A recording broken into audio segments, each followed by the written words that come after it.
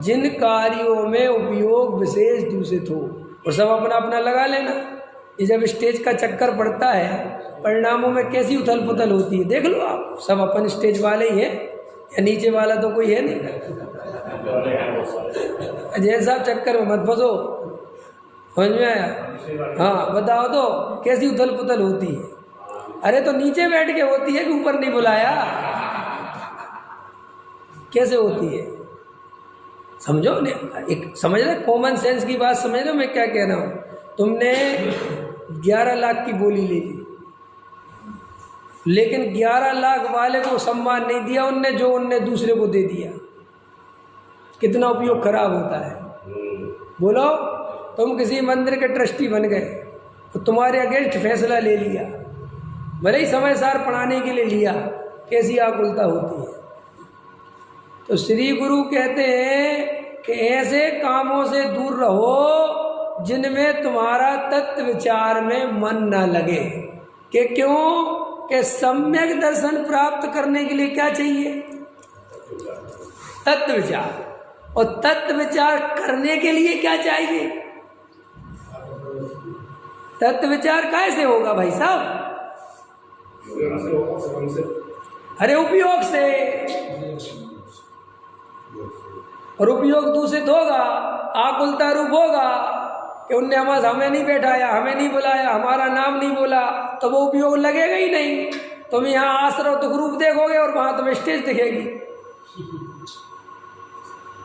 अरे अपन जाते इन कार्यक्रमों में, अपन सहज जब अपनी रोज की दिनचर्या है और इसमें अपन जितने निर्मल परिणामों से रहते हैं और जितना अच्छा अपना सदाचार और जितनी अपनी परिणामों में निराकुलता रहती है और जितना अच्छा अपना रोज के स्वाध्याय में मन लगता है, जब यही अपन कार्यक्रम में बदल देते हैं, जब अपन ये मंचमाला माइक के रूप में बदल देते हैं, तब अपनी खुद की क्या स्थिति होती है। देखो, कहने को तो होती है प्रभावना, किसके लिए? आम पब्लिक के लिए। और सबसे ज्यादा अप्रभावना तुम्हारे अंदर घुस जाती है। वो गलत बोल रहा हूं तो बताओ। अब कोई ऐसा प्रश्न करे, बंद कर दें, प्रभावना नहीं करें, क्या कर दो भैया। अगर सम्यक दर्शन को छोड़ के अगर तुम ये करना चाहते हो तो मैं 100% कहूँगा उसे करना छोड़ दो, क्योंकि सम्यक दर्शन की कीमत पर प्रभावना नहीं करी जा सकती।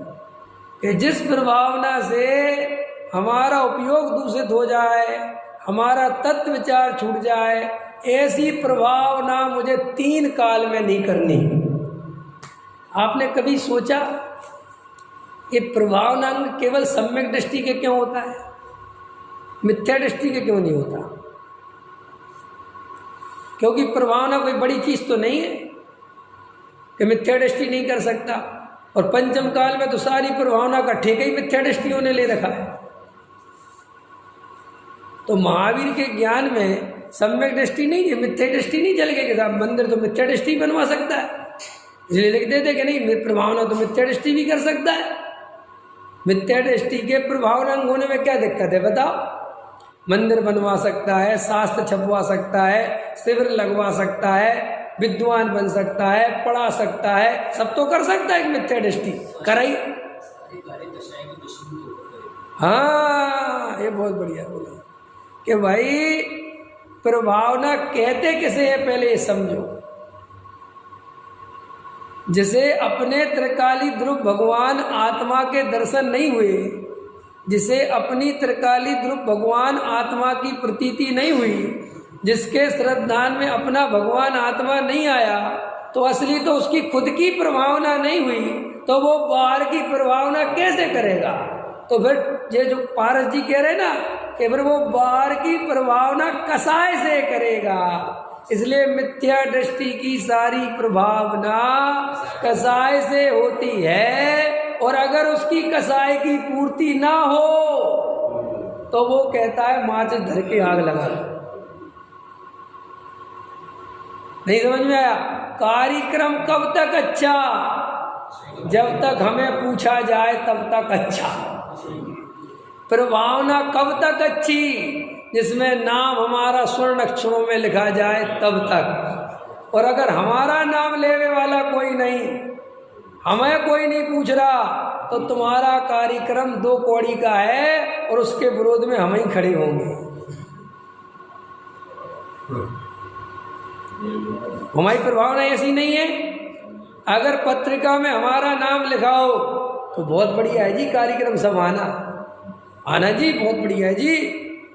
और अगर अपना ना लिखाओ और भयंकर तकलीफ हो और कोई पूछे जी कार्यक्रम कहाँ हो रहा है, जी हमें क्या लेना देना जी।